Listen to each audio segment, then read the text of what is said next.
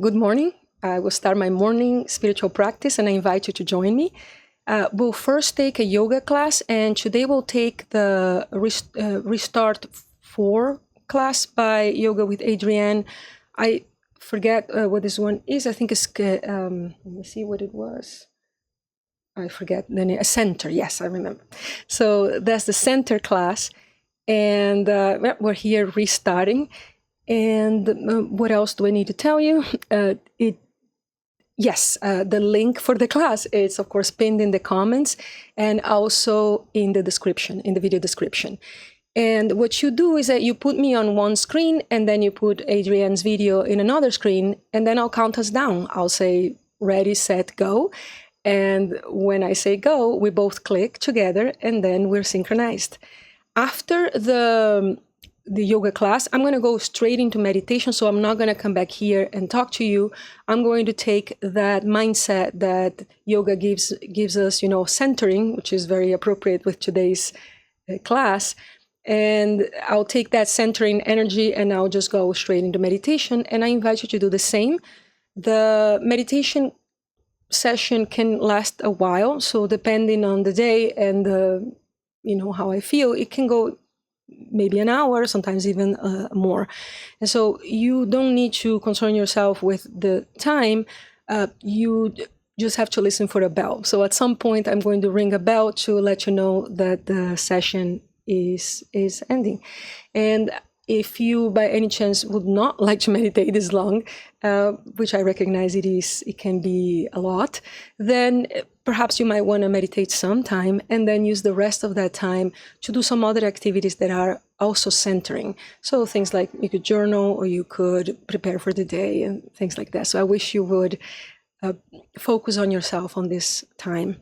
And then if you would like to meditate longer and don't know what to do or running into some difficulties, then please write in the comments, or you can join our Discord group where we discuss the path, all about the path. You can also use the Discord group to suggest things. So we can do different types of practices, different classes from different people. We can do them together. And so if you would like to make suggestions, then those the suggestions can be done there. After meditation, we'll come here to discuss. Oh, give me 1 second. I'm checking something. All right. So we'll come here to discuss. And today's topic is how do you start exploring the inner world? So what are how does one do this? And so this is what we're going to come back here and discuss. And that's it. I think this is enough. Let me see if there's anything else I need to say. No. So, all right, I'm going to put my earphones so I can hear my class, and then you can hear yours. You don't have to listen to Adrienne through my transmission. You can basically put yours loud and then just leave the video with me. Fine. Oh. I think I may have a problem here with the earphone, so give me 1 second. Okay, so this should be fine now. Seems as if it disconnected. Okay. All right, we're ready to go.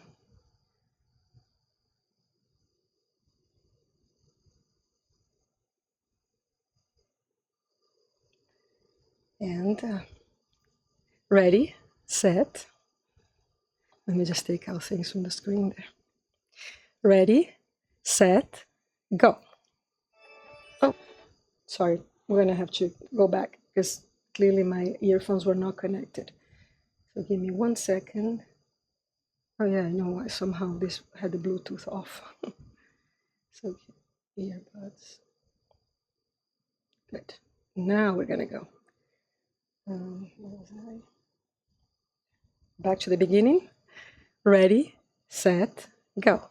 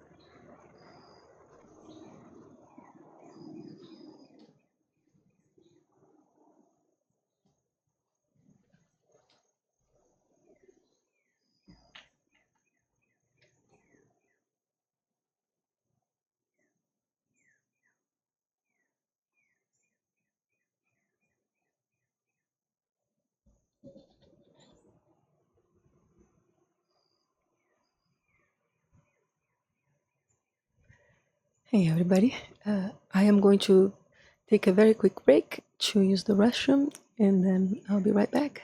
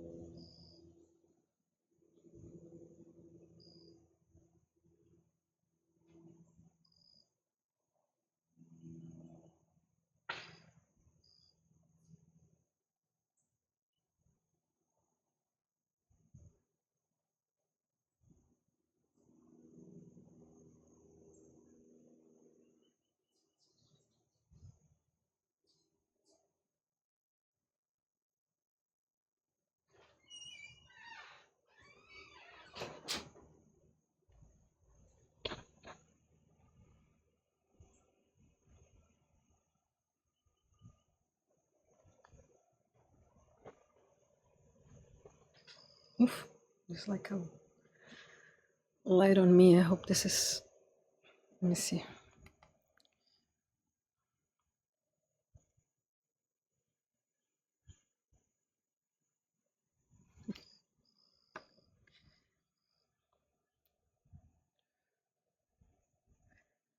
The Jinkar player, I see you. Love, oh, thanks. Love the blue. Yes, meditation is the hardest part. It's the meditation is the hard part for, I think, for everybody, right? It's exactly what I'm going to be talking about today. So, in a sense, this is opportune that you're mentioning this. Give me 1 second. Let me make some checks here. See that everything is all right with the transmission. So sometimes I get distracted and then I don't know that if I'm transmitting well or not. All right. Seems we are. So let me get this here.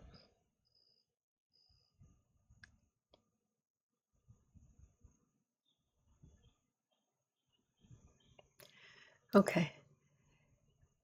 So I was talking about the need to explore the inner world in previous streams, and you know that you have to grow up in the inner world as you hopefully grew up in the outside world. And well, how do you do this? How do you explore the inner world? And if a person wants to try their hand at some level of free exploration, then what you need to do is you need to observe what your mind does, right? And there is an art to watching the mind. It is a skill that is very hard to teach, and mostly there are really no instructions for it. Technically, it's actually a meditation technique. It's called open awareness, and the instructions are very much close your eyes and watch what your mind does, and that's it. And you know, sometimes they tell you that every time you get involved with a thought, then you just let it go and then return to the role of the observer. And good luck with that. The instructions are correct. Don't get me wrong. I mean, they really help. They are actually the right thing to do, but it's very hard to stay in the role of the observer. So it is almost as if they're telling you, sure, and a person who already figured this out would do this, but good luck at somebody who's starting in this type of exploration, or who has, it's not even started, that has tried this, as a person who have tried this for a while. It still does not mean that the instructions are not necessarily all that helpful, because the problem here is not what you do. Of course, you know that you have to just return to whatever it is that you were doing, reside in the role of the observer. The problem is the psychology of doing this exercise, because that's where it gets very hard. And at some point, I think I'm gonna be able to perhaps codify how one learns this. So perhaps make this make this open awareness thing of just like closing your eyes and going into the inner world, into something that can have some instructions that are gradual, so at some point I'm going to be able, if I can't do that, but I think there are some things that I can do right now that might be helpful. And the problem is that when you get distracted, right? So the problem is that let me think for a second here. So one thing that happens a lot when you try to just going into the inner world is that you get enmeshed with your mind. And so the idea is that there are two entities. There is you and there is your mind, which is something that if you try to reside in the role of the observer, it's somewhat easy to see. So it is easy to see that you kind of want something, your mind kind of wants to do something else. And the problem is that it's very easy to get enmeshed. It's very easy to get sort of like mixed up with that. So you and your mind are one. So what I'm talking about is about getting lost in thought. So the idea is that you have a thought, and instead of witnessing the thought, you think the thought. I hope you understand what I'm talking about. If you really try to do this, you will see that this is the issue. So the main issue is that you kind of like go into a train of thought, or like get involved on something like that, and then you lose a sense of self. Like you lose what you were doing. You become the thought. And the issue is that when you start trying to do this, when you try trying to meditate and try to explore the inner world, this happens a lot. Like, there is a thought, you think the thought, you followed it. It's almost as if you got hypnotized by it, right? And then you take the thought and you actively think the thought, and then you like continue on the thread. You know what I mean here? So to be fair, that is the natural state of most people pretty much all the time. So the reality is that the thing you are witnessing, that particular thing of getting with the thought, and then you stop observing and you are that, you start thinking that, this is actually how you live your life. Like for most people in this modern world, that is how we live. So we don't live in any mindful way. We are just in our head in some sense, either in our head thinking, or sort of distracted by something. That is basically the standard way in which humanity is right now. But you can see, so, but when you try to be mindful, then you observe, then you kind of realize that this is going on, because this is very hard to figure out when you're distracted with life. But when you're actually trying to just observe, that's when you realize, oh, this is really a thing. And the problem is that, whenever this happens, and the problem is that this happens a lot in the beginning, then you don't realize that this happened until you come out of it. And by the way, I'm not sure anybody realizes that this is happening as it is happening, because that is the whole essence of it. But the problem is that when you begin, it can take a long time for you to realize. And, this happened to me when I started meditating, that I would just try to meditate, and then for 20 minutes, I'll be just lost in thought. It's basically all that happens. So you can be 20, 30 minutes completely lost, completely away from that role of the observer. And then when you come back to your senses, you're thinking, where was I? Like, what was going on? You don't even know, what happened. And the problem is that when you realize that, then you get frustrated. And it really does feel as if you just wasted time, nothing happened. And I basically felt that way. I felt like that, what am I doing here? So I'm going to start meditating. Let's say I put a timer for 20 minutes. Sometimes even in a guided meditation, actually not sometimes, when I began, most of the time, also in a guided meditation. You start meditating and then get lost in thought. But in my case, it was lost in thought for the entire time of the meditation. Then the alarm sounds, or the person that's guiding the meditation says, oh, let's return now, and not be like, what just happened? I was nowhere. I at no point was I here. The entire time I was just, lost. And so that frustration that I felt, and I'm sure that you have felt, and most people when they start meditating, they feel that it's not just a feeling. In essence, you did just spend, the last 20 minutes daydreaming. That's basically what happened. You were not quite meditating in the sense that you were not truly present. You were daydreaming.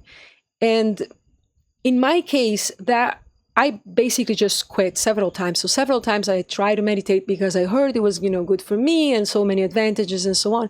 But I quit it several times because I'm thinking, meditation is just not for me. I just go there and just waste that time. And the reality is that this was actually true. Meditation was not for me. To be fair, meditation was for me. Open awareness was not for me. That was not the right technique for me at that time. Today, I can do open awareness, and I do open awareness a lot. There are reasons. This is actually quite an important technique. It's not even a technique, it's a sort of state, but it was not for a long time. So this was really something that was not for me at that particular moment. And in fact, I do know, many techniques that you can do to avoid that and to train your mind better. So these are very cool techniques that are going to train other aspects of your mind. So they're going to be just as useful in your exploration of the inner world. They're going to make it easier, and they're going to avoid that problem. So they're going to be way more hardcore in terms of engaging your mind so that you're not so easily distracted. And we're going to talk about this, but today I want to talk about open awareness. I want to talk about just being with yourself and just trying this thing. And there are a few things that I want to say that I think are going to be helpful for those of you that are interested in this inner exploration. Because at the essence, when you are going to be exploring the inner world, at some point, you're going to have to do this. At some point, you will have to do some form of open awareness. You need to get there. And I think that there are some things that I learned that are going to be helpful at any stage. And, the first thing to say is that being lost in thought is actually fine. It's actually truly fine. It does not feel as if it's fine. It feels as a frustrating waste of time. But in the end, it really does not matter. I tell you, if you just let your mind choose the thoughts that you will think, and then you just think those thoughts, and then you come back sometime later, 20 minutes, 30 minutes later, and you're like, what just happened there? This is actually a fine thing to do. And it works out in the end. And the reason is because even if you get lost in thought and you gain no meditation skill, you actually end up gaining one of the most important skills that you can possibly gain, which is the knowledge of what your mind likes to do. And you see, if you ever want to get to a level where you can have divine guidance, so if you want to get to a level where you want to access the kinds of things some people talk about, that God told me this, or that, I have this angel that talks to me, or that I have an inner guru, or or people say like my guides told me. Like whenever you talk about one of the most interesting and, in my opinion, useful things that can happen in the path, which is when you manage to access that type of guidance, if you want any hope of accessing that, then you need to know your mind. You need to know what your mind is doing. Actually, you need to know it fairly well, because it is hard enough to do this if you know what your mind is doing. If you don't know what your mind, like the ways of your mind, if you don't know how your mind acts, there's pretty much no hope for you. And so the idea is here, how will you ever be able to separate what is your ego and what is something else if you don't know your ego? So if you don't know how your mind is actually, operating. And I'm not telling you to get rid of your ego. I mean, this is substantially harder to do, but just knowing how it operates is actually very possible. And sure, it's not possible. It's not that easy to know all the ways in which the ego operates. The ego is very sneaky, and the rabbit hole goes all the way down. And at the end of the day, I bet if you knew all the ways in which your ego operates, perhaps you'd be enlightened. I don't know. But I know that it is very possible to know enough that you can access certain things that are not easy to access otherwise, and that are very useful in a spiritual path. They're very useful for fundamentally getting rid of suffering in life. And so what I'm telling you to do is, when you get lost in thought, then at the end of the session, instead of saying meditation is not for me, and what a terrible thing that just happened, this was a waste of time, then think instead, what was I thinking about? The answer to that question is very important. And normally the answer will be something like, my mind was making me anxious. So you started to plan things and you started to think about what needed to be done. Or sometimes your mind is just very distracted, very scattered. It just jumps all around. It's like a television changing channels, something like that. Sometimes the mind gives you amazing insights. So it chooses precisely that moment when you wanted to just reside in the role of the observer to give you all the best ideas, all the most amazing things that you really want to follow. So very interesting things that you cannot resist. And sometimes the mind also might scare you. So does it bring up memories or intrusive thoughts that are very scary? So those are some of the patterns of what the mind would do. And it is very important to know those patterns. Now, today, I will not discuss what every one of these patterns mean. These patterns have explanations, and they are reflective of certain things that you can work on and help yourself, let's just say. But so today, I'm not going to talk about that. I just want to leave this out there, that even if you waste all of your meditation time in thought, completely lost there, when you come out, if you make a mental note of what exactly is that your thoughts were lost on, that's very useful. And it's not a little useful. It is extremely useful for many reasons, and especially for later, for learning to differentiate what is your ego from what is divine inspiration and communication. And so the basic idea is that your mind has a style. It has a sort of signature. Don't get me wrong, it's easy to confuse the mind for something else. So this is one of the biggest things when you finally access something, is the constant doubt of, am I just like telling myself these things? Is this something that I just made up? Which to some extent is always true, but we'll discuss this at another moment. But let me tell you this is a very useful skill, one of the most amazing things to achieve. It is very hard, but it's pretty much hopeless if you don't know your mind. And to know your mind, you don't need to be perfect in meditation. You don't need to reside in the role of the observer so easily. You need to just know what it does. And that's actually easier. It's easier to do. Like, what does your mind like to do? Does it like to scare? Does it not?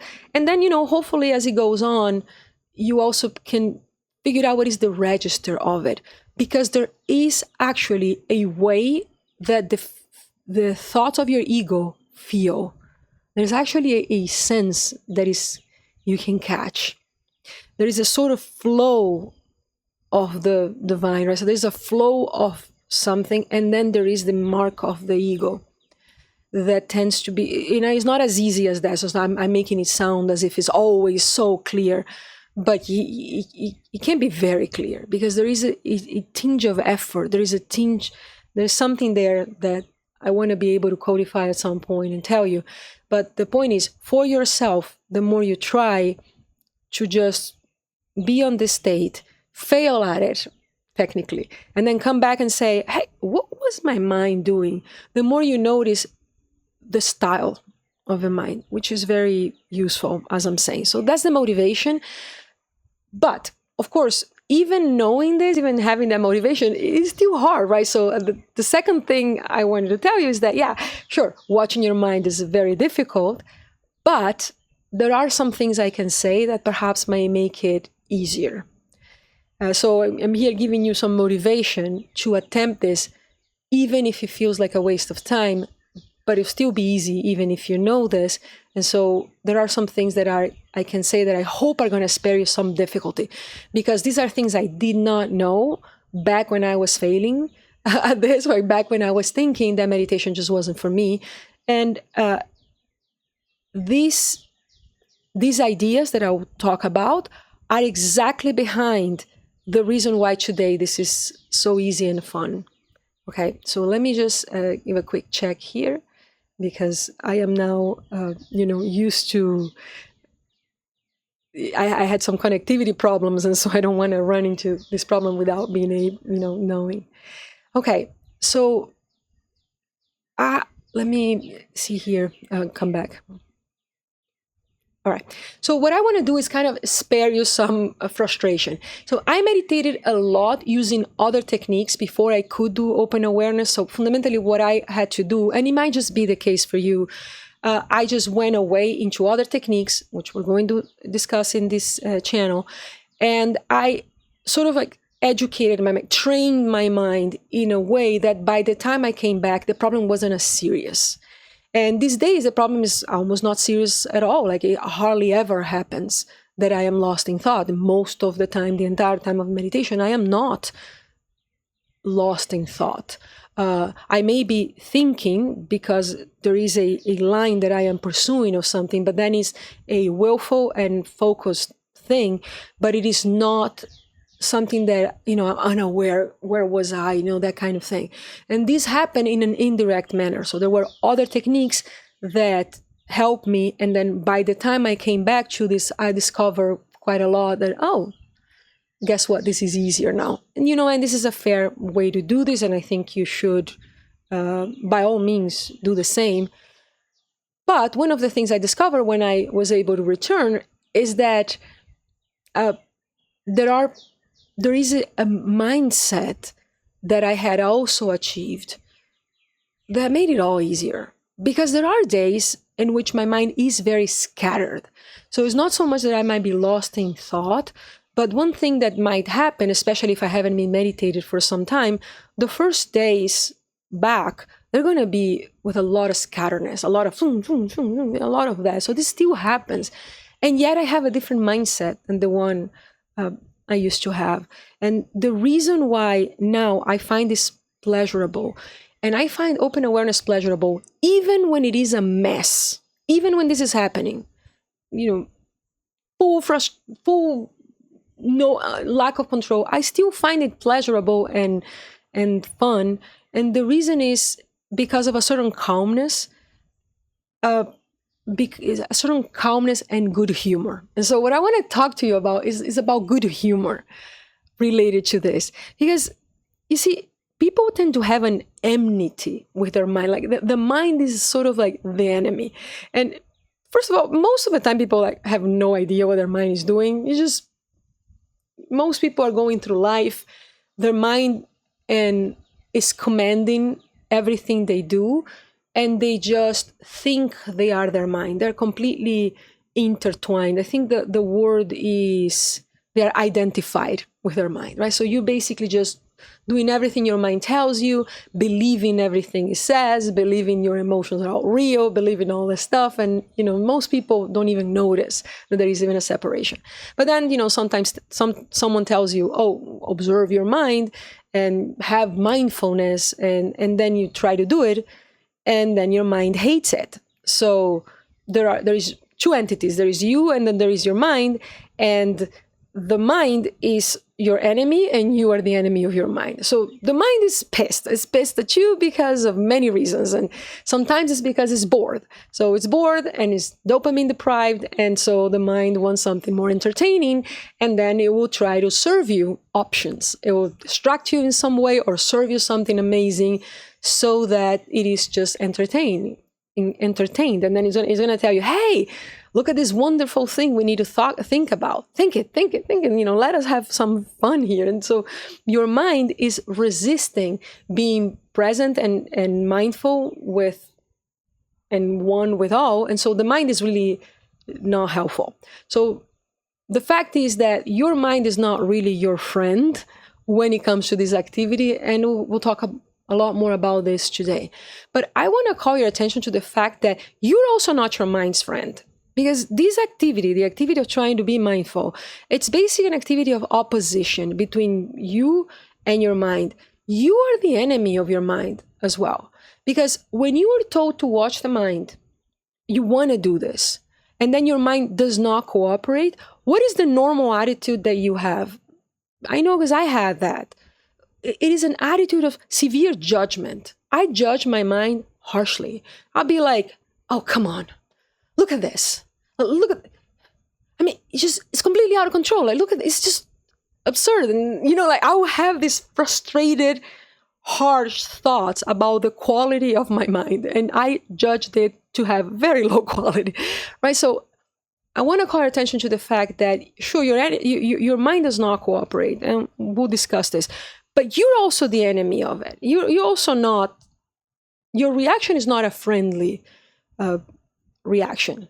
So you're like, look at my mind. It just will not stop. Look at what it brings up. It just makes me worry. And you get kind of mad. And that's not a friendly way to think about someone. And so what I'm asking you to do is to try to have a lighter attitude about all of this. Because one of the things I realized, and I hope you will too, is that when you watch your mind is actually kind of hilarious. Now, if you can bring this attitude of exploration and of realization of how ridiculous all of this is. And, look at what my mind is concerned about. It's kind of hilarious. And it's don't get me wrong, it's not easy to realize that it's all hilarious because your mind is usually giving you some serious stuff. And you think, oh, the things my mind just gave me to think about are very serious indeed, right? So you look at it and think, your mind, for example, is reminding you of a whole lot of things. And, those things are real. So things like, I needed to do this and I forgot. Oh my God, I'm procrastinating this thing I have to do. And this thing is important. And so you're like, oh, this is a serious thought that I thought. But if you think about it, your mind chose that moment that you decided to meditate to give you that thought. It's kind of funny. Just consider this for a second. You have carved the time to meditate, which means you said to yourself, oh, I have those 20 minutes. So you decided that in those 20 minutes, you would not do whatever it is that your mind is telling you to do. Whatever you're procrastinating on, you had decided that for those 20 minutes, you will continue procrastinating because you're not going to do that. You will just meditate. And exactly at that time, your mind finds that it is the moment to remind you of this. Think about it for a second. Isn't that ridiculous? Isn't this kind of hilarious? Sure, the thing you're procrastinating on, it might be very serious. It's not as if you don't think about it other times. It's not as if it doesn't exist after you. It's not as if it's helpful. How helpful is it to think about those things that you need to do afterwards anyway, right now? How is that helpful? It's not helpful. why does it choose exactly that moment? Isn't that funny? Like, there is something about this that is kind of funny. This is what I want, you to think, because the moment you realize how hilarious it is, it all gets easier. Because the normal thought is either, oh, look at my mind, some angry thing, or identification, or like, oh my God, you worry. So you actually think those thoughts and you worry. So either you think those thoughts and worry, or you observe your mind and you're like, oh, look at that.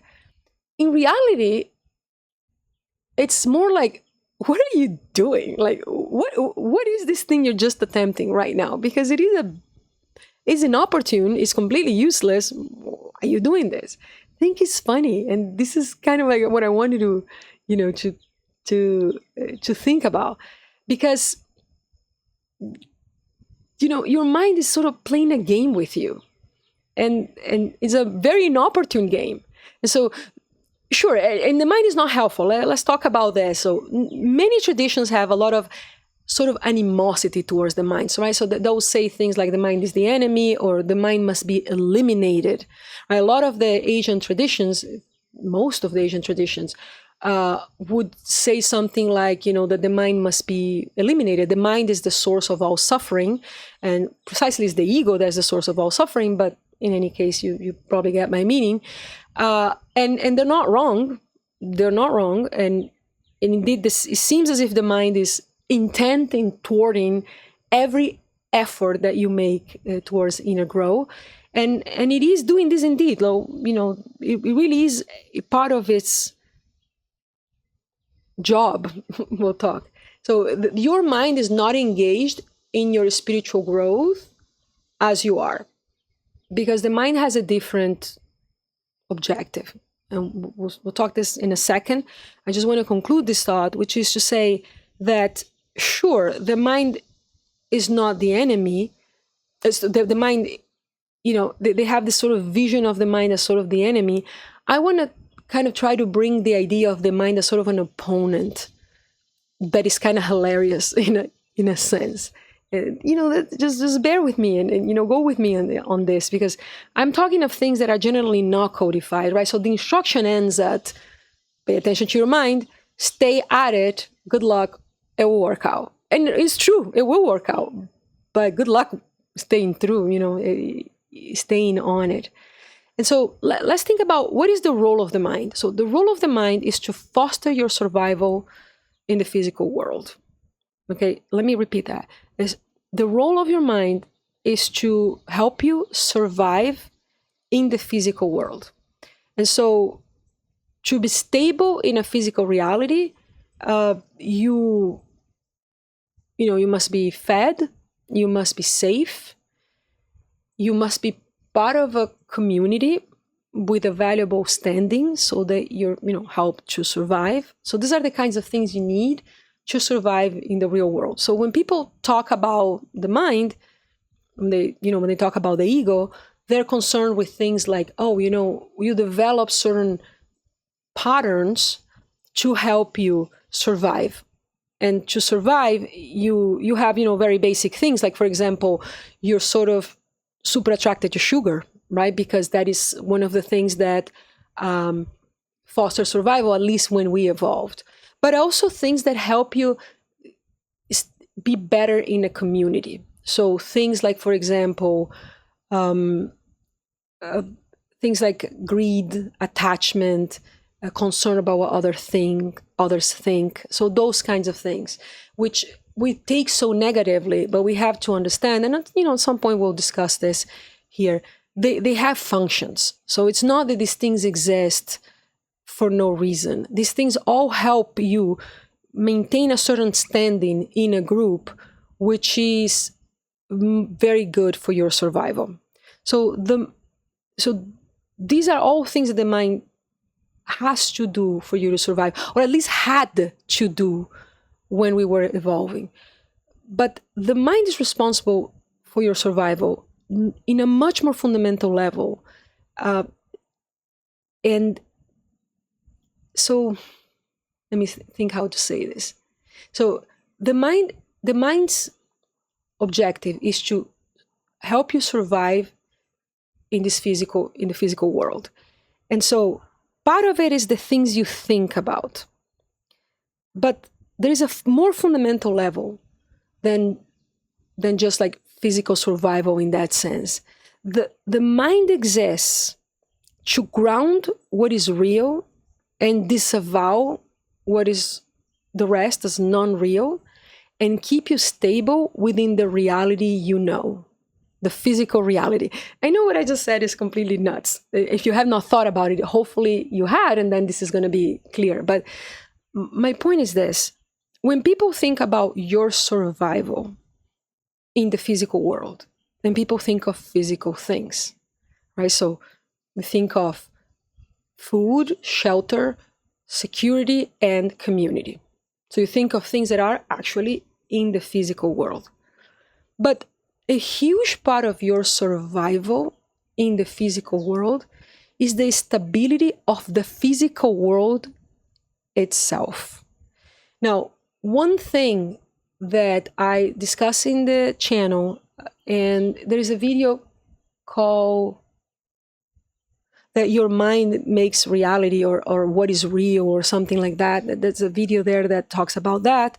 I have talked about that in previous streams as well, which is the fact that your mind actually creates reality. And that is something that can be proven. This is actually a metaphysical sort of statement that can be shown to you. So in that one, I'll show that to you at some other point. So for now, just bear with me. Your mind is creating reality, and by creating reality means is literally telling you this is real, this is imagined, this is actual reality, this is not reality, this is in a different world, constantly doing that. And so a big role of the mind is not just for you to survive within what you consider physical survival, is also to have this unit that is you, that point of view, that consciousness unit, just put it that way, that is you, stabilized as a unit. And that is kind of bizarre, you know what I'm saying, but it's actually a lot more grounded than you think. It just would require a lot to explain. So for now, just bear with me, because my point is a different one. We want to be focused on the ability to just observe the mind. But these are things that I can explain with a lot more precision. So these are not just things that this woo, I'm telling you this. No, this actually can be shown rather precisely. Not necessarily proven, all of them, all of these statements, but quite precisely observed. But the fact is that the mind has a fundamental role, which is to define reality. And one of its roles is to stabilize you within a spectrum of reality you can withstand. And so part of stabilization, of course, is your survival. So because within this world, there are rules.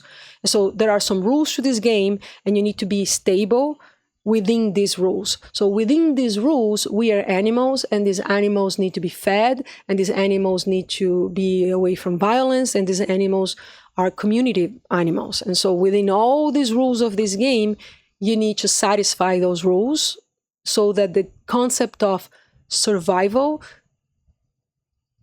in a physical sense remains stable. So you know the idea that I'm trying to bring to you. Remember, have you ever watched The Matrix? So in the movie The Matrix, remember when they say at some point, if you die in the Matrix, you die in the real world as well? It's sort of like that. So the rules of this game, the unit that is you cannot exist differentiated unless you believe you are alive. It's sort of like the sense of this. And so, yeah, the rules of the game of basic survival remain. But behind that, there is also the part of being stable in this reality is that reality is stable. Do you understand what I'm saying? So the mind preserves the world in which you interact.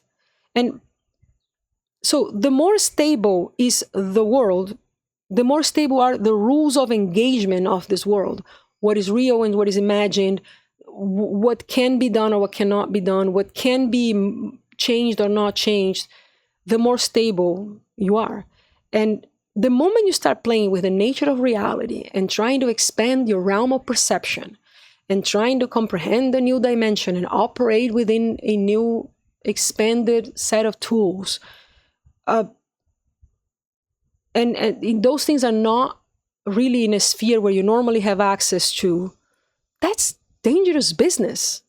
So the endeavor of messing around with the nature of reality, it's both a good idea and a bad idea. Because sure, it has the potential of freeing you from all suffering, which is what we're attempting here. But it also has the potential of destabilizing you completely. So this is the kind of thing that happens, for example, when people have like Kundalini awakening. So have you heard of this, right? Some people have a awakening that is way too fast for them. They are not prepared. They're doing things that are the rush sort of knowledge that you're not prepared for, and they become completely unstable. They will stop sleeping. They have pain. They cannot control their body. So there's things like that. And, that do happen, crazy amounts of pain. And so that's, by the way, it's an interesting thing to talk about. So you hear about this, a schizophrenic person. So what is schizophrenia? Schizophrenia is a fundamental inability to define the real world. So the world in which everybody else belongs to is not your real world. That person thinks that things that at least we are not seeing are real. What about people that go into a psychedelic trip and get very messed up? So that happens, right? So people go on a psychedelic trip and some people don't react well. They come back very, very scared, very traumatized, having seen things they do not want to see, or having been, in a fundamental sense, confronted with all of it. And people don't really think about this, but, all of it is all that is bad as well. So this is, again, one of the things that we need to discuss, which is that the confronting of unity, that, some people go and say, take a psychedelic trip, and then they say, I was one with the world and it was wonderful. And then another person says it was a world of horror. Well, they were both witnessing the same thing, because the essence of all is all. And that includes everything that is bad. It's just, what is the register that you bring? What is there's something in you that concentrates on a certain way of witnessing this. It's, again, deep stuff to discuss later. But you understand what I'm saying is there are ways to destabilize your reality. And that it's, in a sense, just as dangerous or more dangerous than even your physical survival. To destabilize your mind and your notion of reality, your tethering to this world, is something very dangerous, very, very dangerous. And your mind has just as much a role in keeping you alive in the sense that we're normally accustomed to, so in a physical sense, as it has a role in keeping you alive as a unit of consciousness that has some form of stability. When you destabilize this is a dangerous thing. That is the part of this fundamental part of what your mind is supposed to do. So when you go around, when you poke around the corners of reality, your mind's not going to be cool about this. So, have you watched the Truman Show, the movie, The Truman Show? So it's as if there's a moment that I think they cause a trauma on Truman to not go on a boat, so to not sail, because if he sails, then he might actually just reach the corners of that fake world in which he lives. And so they don't want him reaching the corners of that world. And so in the Truman Show is a very good allegory. By the way, so is the Matrix movie for, this spiritual path. But it's as if we're trying to poke at the corners of the scenario, like in the world where Truman lives. And the director, which represents the mind, it's trying everything possible to not let him do that, because he doesn't want to destroy the world. See, if Truman reaches the end of these places and discovers what is going on there, then the world is destroyed. So all of it is destroyed. So in a sense, the mind is the enemy, because it's truly trying to, it's really not your friend in the spiritual path, because the moment you let me resolve this. It is your friend when you stay within certain very safe confines. So if something is very stable, very established, slow, rhythmic in a sense, right? Accompanied by others, socially safe, then your mind actually is cool with that. This is, by the way, why religion is useful. Because the pursuit of spiritual growth from within the framing of a religion has a lot of that safety built in. And so the mind is a lot calmer. So these are paths that are, generally speaking, much more stable than to just go willy-nilly, take psychedelics nonstop, or just even do what we are doing here in a less responsible way, or in a, there's some risk to doing these things on your own, or without proper guidance. This is, the classic insistence that the Eastern traditions have, that you have to have a guru, you have to have guidance, and so on, because there are certain risks that come with this. And when you are within a religion, then your mind kind of calms down. This is, by the way, why, for example, the Bhakti path, which is the path of devotion, just the idea of having the devotion to a God, believing in something more powerful than you, and having that devotion is also helpful, because there is something quite stabilizing on this. Again, things to discuss later. These are complex topics, but there is a reason for these things. It is much easier to follow a path if you believe in God, and believe in a God. And there is a sense in which it is easy to believe, and a sense in which it is hard. And all of this can be discussed, because there is a sense, at least from what I understand, in which gods exist, and a sense in which they do not. So all of this is complicated. But if you are in a normal religion, you say you're a Christian, or you're a Jew or something, and you believe in a God that is a very specific God in certain ways, and within the confines of our religion, there's something very stabilizing there. So your mind is going to be okay with that. It's even going to be friendly to it. But the moment you start poking, so the moment this starts getting dangerous, gets too loose, your mind's not going to be okay with this. Okay?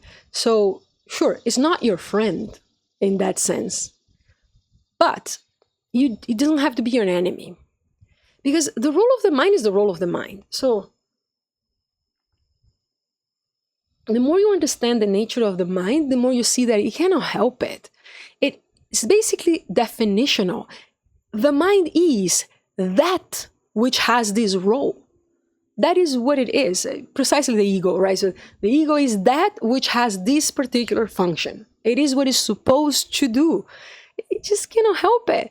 If it wouldn't do it, it wouldn't be a mind. So what's the point of being angry at it? It's like being angry at a dog because it's a dog. It's what it is. Once you truly see what is happening, once you understand, this thing is doing this, it's trying to keep me stable, it's playing this game against me because it is fundamentally afraid of instability. It's kind of funny. It's actually kind of hilarious. So if the mind is, if there is something on this earth that would behave like this, then that is the mind. It is almost by definition. So why would you be angry at it? So let me go to the dog example. Have you ever tried to train a dog? So if you try to train a dog, does it help to be angry at it? Does it help to be like, dude, I want to learn? It's not going to help. I mean, you can be angry at the dog. It's not going to help. It might actually make things harder. What's the point of this? It's a dog. It cannot be anything more than a dog. You have to train it within the confines of what the ways to train a dog is. And what you have to have is substantial patience. So you have to have patience and insistence. You have to have a bigger will than the dog, right? So the idea is that the dog can be very insistent. Some dogs are very hard-headed, but every dog has a limit. And every single human has the potential to outweigh a dog. Every human, if they has the ability to have a will that is stronger than a dog. Now, not every human has a will that is stronger than a dog, but every human could, if they set your mind to it. And so it is within your power to wait out any dog, basically insist longer than the dog. It's not different with your mind. It's harder, but there is a way in which you can just wait it out. So if you just let your mind do its thing, and You want to think? Yeah, sure. What do you want to do? Oh, you want to be scattered? By all means. We have all the time in the world. Imagine you had that attitude, right? Just do it. Just go. By all means, think whatever you want to think. You know, at some point, the mind just would say yes. We'll finally, okay, fine, I'm done, because I see that you're gonna win. So practically what I'm telling you to do, if you possibly could, is to have an attitude of curiosity about, what the mind is doing, and also some perspective about how fun it is, what it is doing. If you just look at the mind and be like, okay, just do your thing. Then it's just a matter of time. Basically, the mind just will leave you alone. It truly is just a matter of time. In my experience, sure, I mean, the first times one does it, I don't know how long a mind could resist, because the first times I tried to do it, I failed at seeing the end of this. And by the time I came back, I wouldn't say I was a beginner anymore. But, these days, it will last, it depends, it can last a while, but it's still within the confines of an hour, and what's an hour? And, it's never really more than that these days. And to be fair, if I've been meditating a while, it might be no time at all. But, when you're coming back, I mean, you're being really out, or like when you have real concerns in this world and things like that, then it can, last a little longer. It's not that long. You just waited and it's like, yeah, cool. Now, of course, as a beginner, it could be a lot longer, which is why I recognize the importance of other things as well. And not only that, there are reasons for the other techniques that go beyond this. But the point is this, it's just like, you can just, there is a point of waiting, that there is a point that if you wait long enough, you win. And that's true even of a beginner. The problem is that with a beginner, it might just be longer. And so that might be kind of extra hard. But at the end of the day, it's kind of hilarious. And if you have this attitude of like, this is kind of funny, it is also sort of entertaining in a sense. So if the mind says that, let's say, you need to order something, then you should try to, you can notice, okay, fine, yeah, I need to order that thing. But also kind of try to look at it like as oh, okay, so you're trying to distract me with the order, and that's useful. But then there's a second degree of this, which is to say, oh, look at you trying to get me away from that little corner. Because behind that thought, there is kind of space to explore, and it's kind of like distracting you, hiding. Again, it's as if, so I'm talking here as if we're trying to train our mind like a dog, but the mind trains you as a dog. So basically, like when people are trying to train a dog and they're trying to distract it, people do that with children as well. So something like, instead of saying no, what they do is they'll distract you. Oh, here's a little toy. Oh, no, don't go there. Like, come here, look, and then they call them, treat. When they do this sort of like redirection, that's your mind redirecting you. And when you realize, you're like, look at you redirecting me. Look at you. So you see, that's like a meta. It's more meta. So the one degree is basic, which is to say, oh, you like to give me worry. So that's a good degree. But there's a next degree, and hopefully at some point you'll be able to do it as it's happening, in which you're like, oh, look at you like doing a distraction thing. And it's funny because all of the methods which you would scare a child away from, like try to get a child away from something, or let's say the dog is biting furniture, or your cat, right, scratching the sofa. Then all of the ways in which we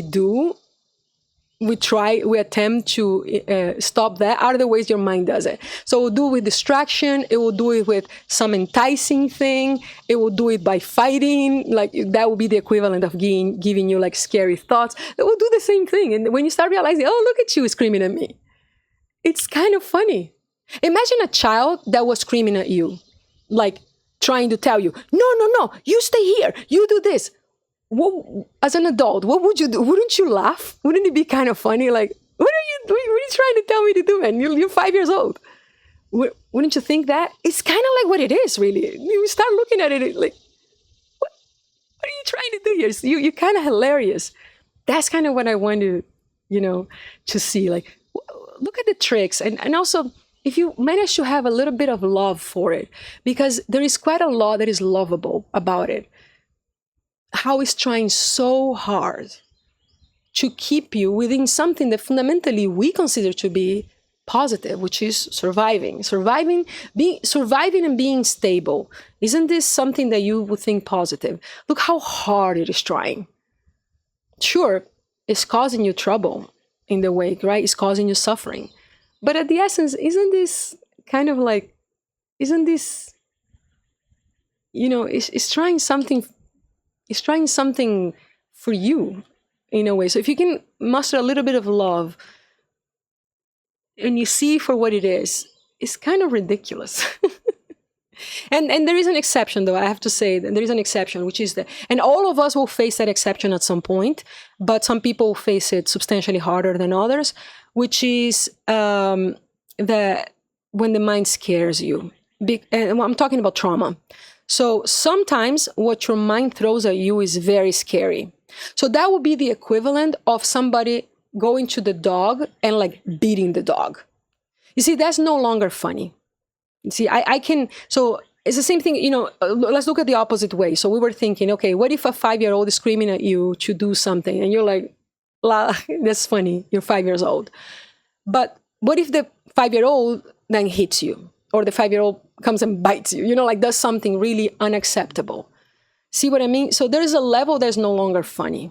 And the level that's no longer funny is when you go into the realm of trauma. Because once the mind exhausts the simple strategies, it will bring the big guns. And the big guns are often related to your deepest fears. And so when it does that, then that's a different thing. So we need to talk about how one faces that and what goes on, because everybody's going to face that at some point. What I can say about this right now is that, that's not really funny. That needs to be addressed. That is not something that you should wait out. You can, let me tell you this, it is technically possible to wait it out, meaning it is a fair technique of trauma treatment to just remain on it. But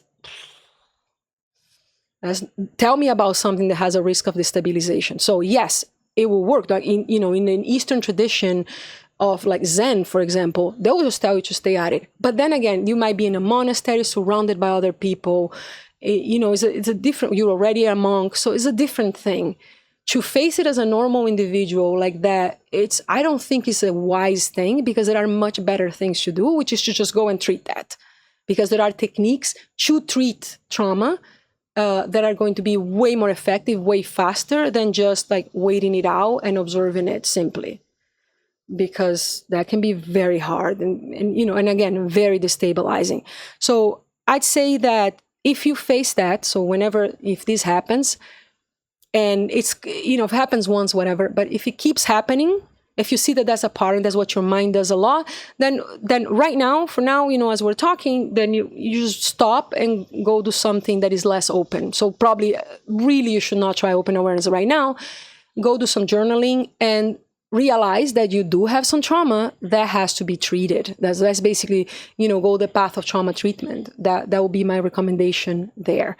But one thing to say is that for most people, that's not going to be the first thing you encounter. Even people who have trauma, it is not normal for this to be the first thing.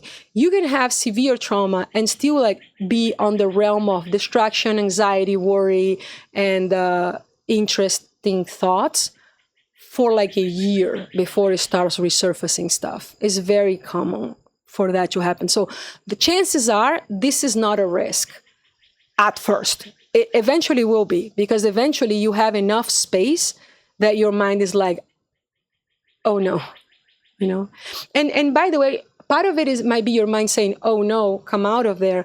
And part of it be your mind saying, now it's time that perhaps now you're ready to face this. Because, in some sense, the mind wants your stability, and curing your traumas is in a sense also stabilizing. So there's like pros and cons to these things. It's complex. What is your mind trying to do there? But the fact is that is the exception. When the mind is trying to scare you, and I don't mean scare you with a worry, I mean, scary as in bring up intrusive thoughts that are distressing, or bring up memories that are distressing. When it's doing that, that's where I'm like, oh, that's not funny.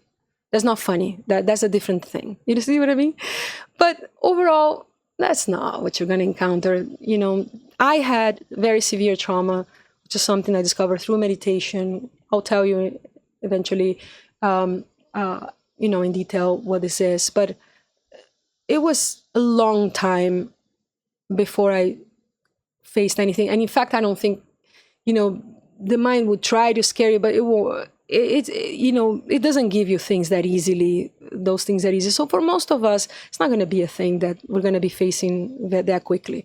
So overall, having that attitude of friendliness and being like, what is that, you child? It's actually useful. It helped me a lot. It's what helps me now. To be fair, I don't even need to remind myself. It's just now the attitude, and that is fun. It's kind of cool. It's like, oh, look at you. This is hilarious. Let's just watch this movie. Kind of like watching a kid doing his thing. It's like, it's kind of funny. You're watching it. It's like, yeah, it's cool. So you stay there long enough, and then it calms down. And then, okay, now we'll do what I proposed that we did. Almost like you tire now the child, and you're like, okay, are you good enough? Okay, so now let's sit here and, I don't know, cut your nails or something, whatever it is that you wanted to do. So, all right. And by the way, if you are running though into this problem of trauma, right? So if you're like really running into those scary thoughts and so on, then do write to me on in the comments or on Discord, because then I'll know that, oh, you know, so there's somebody here that's listening to me that's actually facing this, and this will make me, you know, put it as a higher priority or a more urgent thing to discuss. So, you know, bearing this serious instance, most of the time your mind is very funny, and I just hope you notice it. And yeah, I hope this was helpful.